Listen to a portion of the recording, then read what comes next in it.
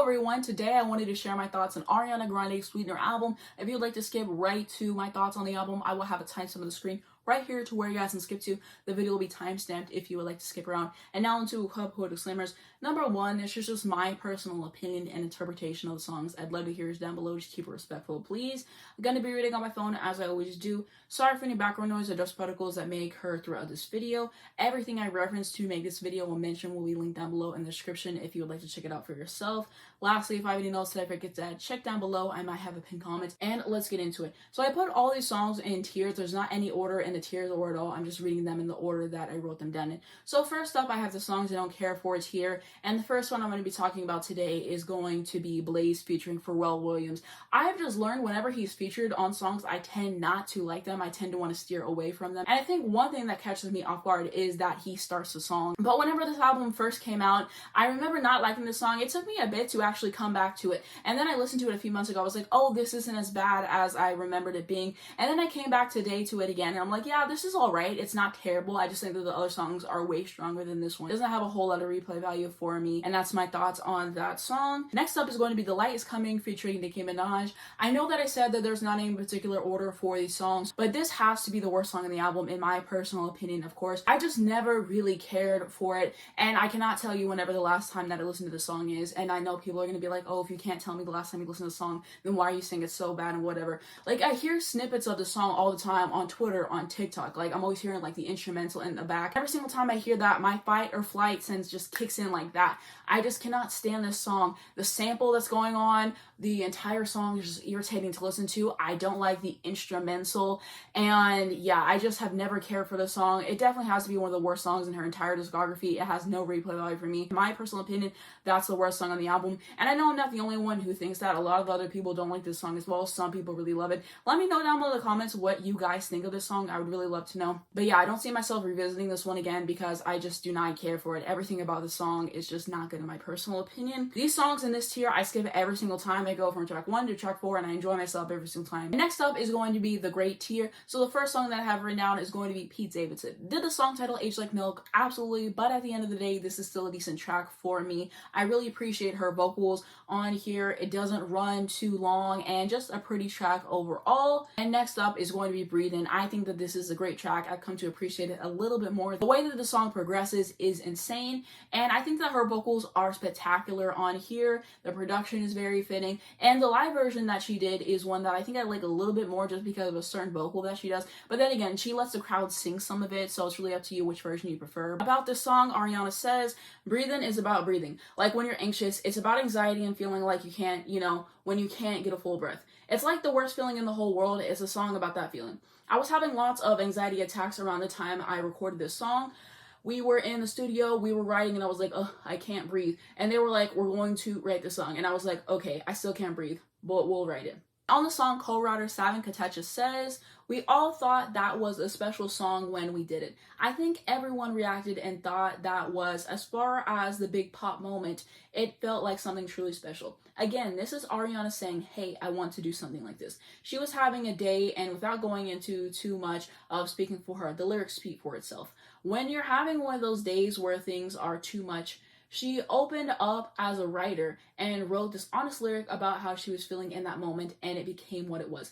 It's so fun because when you release albums, you have your favorite songs, you don't know if that one's going to connect. You could see from the data, it's gone insane. That was a really special time and a special song for the moment we wrote it. We spent a couple of days on it, but in the room when everything was done, everyone came in the room like, what is this? This is amazing. It's fun to watch it get that kind of reaction. Next up is going to be No Tears Left to Cry. I think that this is a perfect choice for the lead single for this album. It just sets everything up quite well for how this album is going to go sonically, and I also think that it's just a banger as well.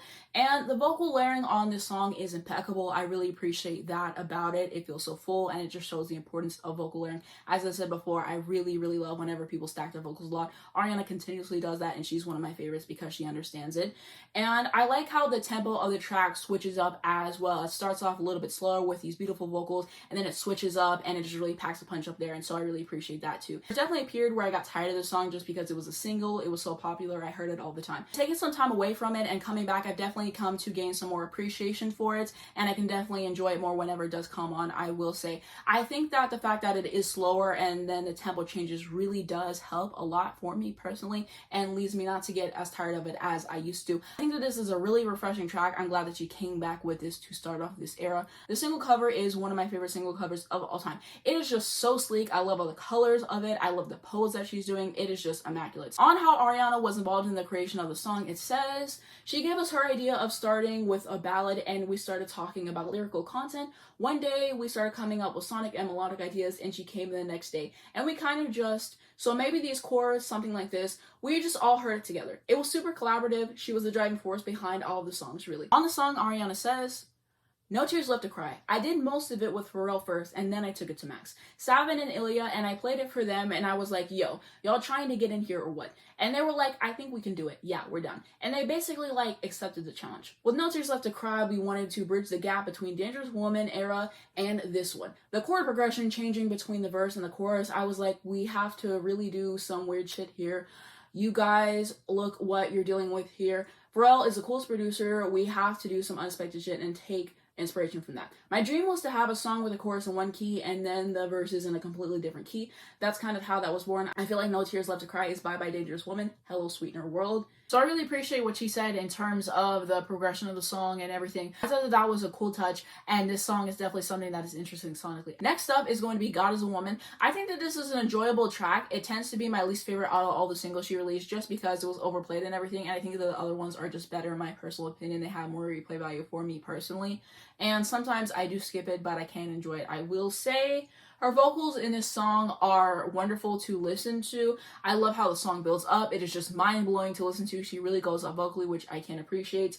And I love the way that she just owns this song and what she does with it. I can't imagine anybody else doing this song. Like, her rendition of it is just the rendition. And this is definitely one of her signature songs, and I really like the instrumentation. And I think that this has great production as well. On the song, Savin Kotecha says, once in a while you have a rough idea of a song or a chorus. In this song in particular, I had a chorus idea and a title idea and a melody.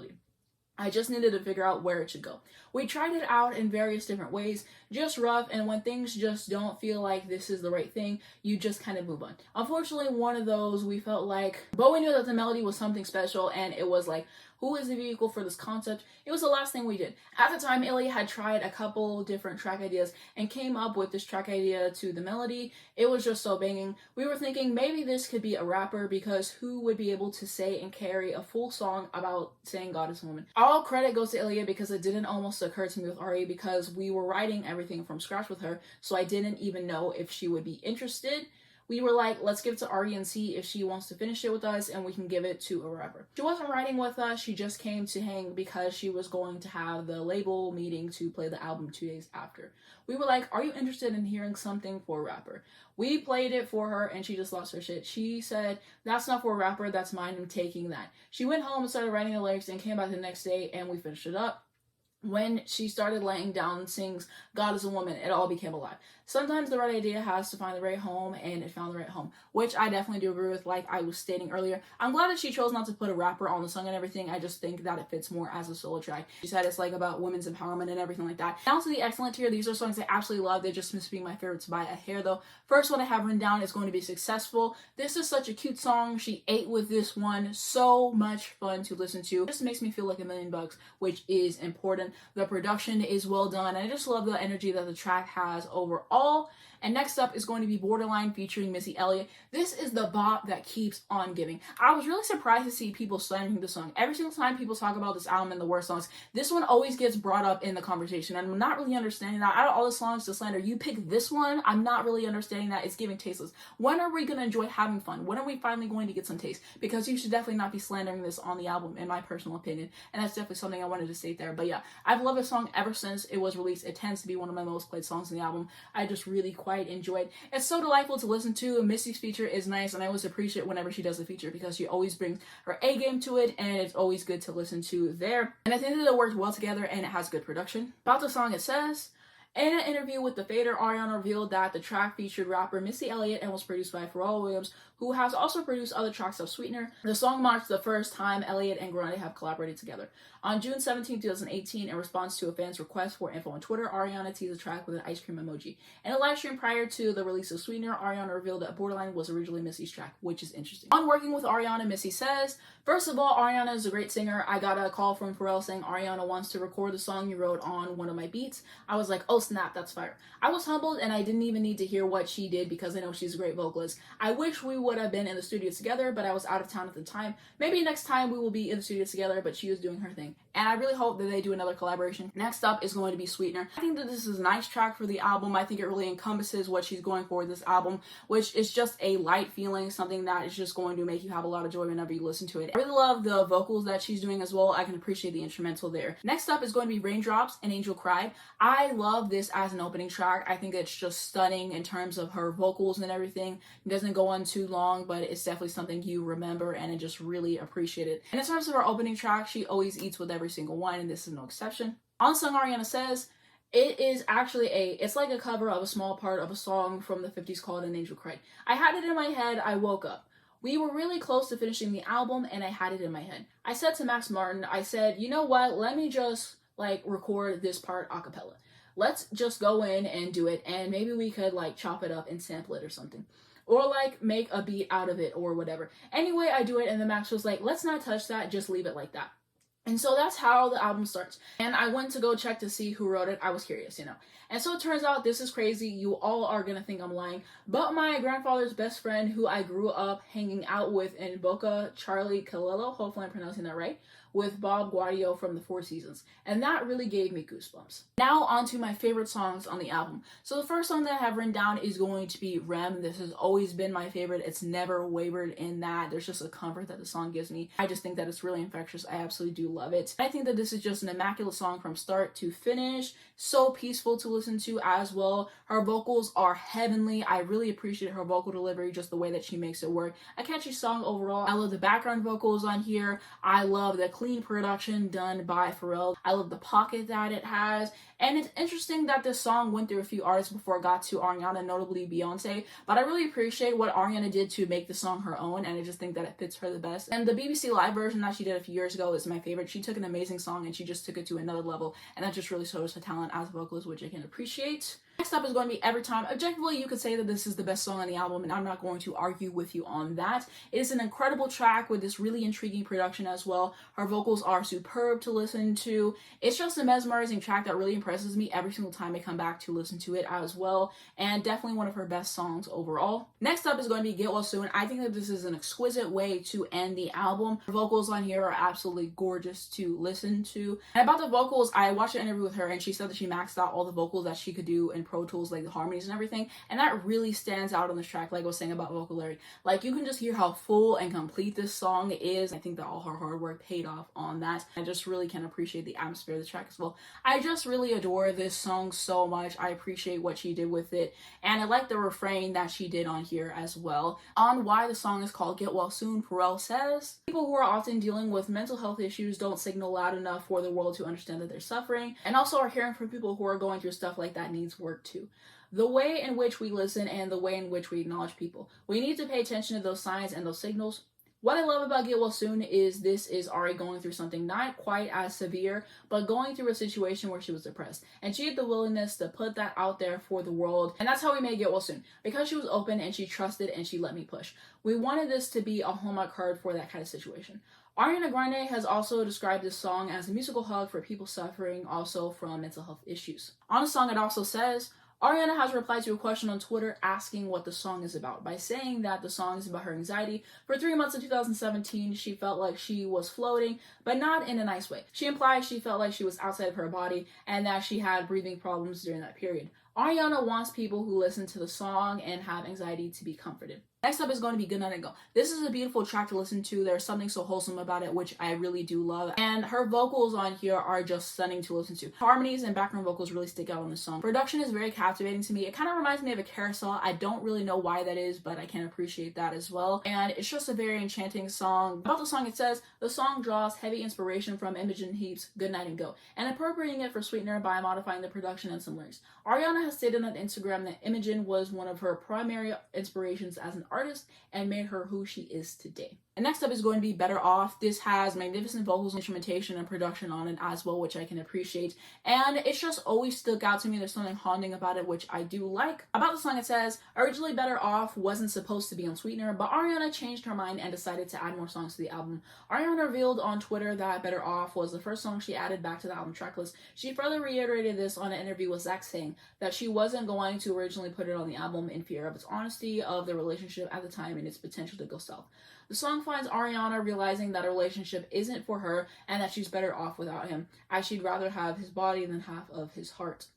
Hence, to steer clear of any headaches to start, she dismisses his propositions. It has been speculated the track is about Ariana's former boyfriend, Mac Miller, a relationship with whom she previously denounced as toxic, and the editor's notes for the album on Apple Music express similar sentiments, saying she exits a toxic relationship and Better Off. And now to my overall thoughts on this album. Probably my favorite album from her. I replay this album a lot. It's kind of aged like fine wine for me. As I said before, whenever I want a light day, I just want to relax and be at ease, this is one of the albums that I tend to gravitate towards. It's just refreshing. It's wonderful. It's just an easy listen, and I mean that in the absolute best way, and that's one of the reasons why I keep coming back. And I also love Positions by her for that similar kind of feeling, and I really like how similar sonically they are. Of course, they have differences, but that's definitely something that I wanted to state as well. And I've always enjoyed this album ever since it first came out. I really do not understand the slander for this album outside of a few tracks that I was mentioning that I personally don't care for, but I just think that it's one of her best albums, definitely very important for her career. And I watched a video on how it changed the trajectory for her, which will be linked down below in the description and everything. But I just really appreciate the evolution from Dangerous Woman so much.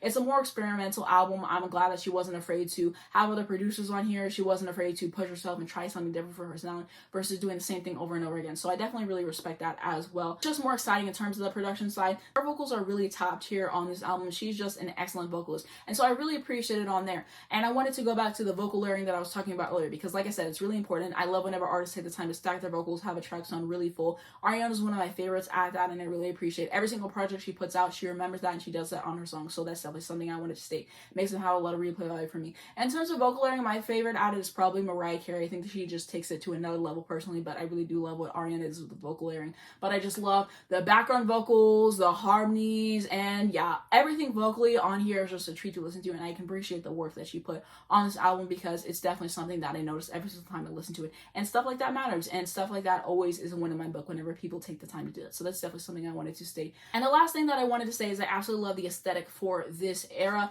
Definitely going to be one of her most memorable eras, like the album photo shoot, and we just got a lot of good looks during this era, and it's just a moment, so I definitely really do appreciate that. And this era as a whole, I had to get cut short because of Thank You Next coming up and everything, and I get that, but I can appreciate this for what it was for the most part. And yeah, just what a moment in history. Like I said, it really changed everything for her, this album and everything, and so I will always appreciate it. It's always going to have a special place in my heart. In general, I just wanted to say, if you wrote off this album in the past, it's time to come back. It's time to try to appreciate it more and get what she was trying to do in it, because like I said, it's one of the most important albums in her career, and it's just that good. I really don't understand the hate for this album in general. And really quickly, I wanted to ask you guys, which album do you like more? Are you a Sweetener fan more, or do you like Thank You Next? I've always liked this album more. I'd really love to know. Leave it down below in the comments. I might do a poll on my channel by the time that you guys see this, because I'm just really curious and everything, because there's just always a divide. Like, there's people who like Sweetener more, there's people who like Thank You Next more, and so I just want to see everything. I've definitely come to appreciate Thank You Next more, and I will hopefully do a video on it soon. On my shirt, I actually got this from Hot Topic, by the way.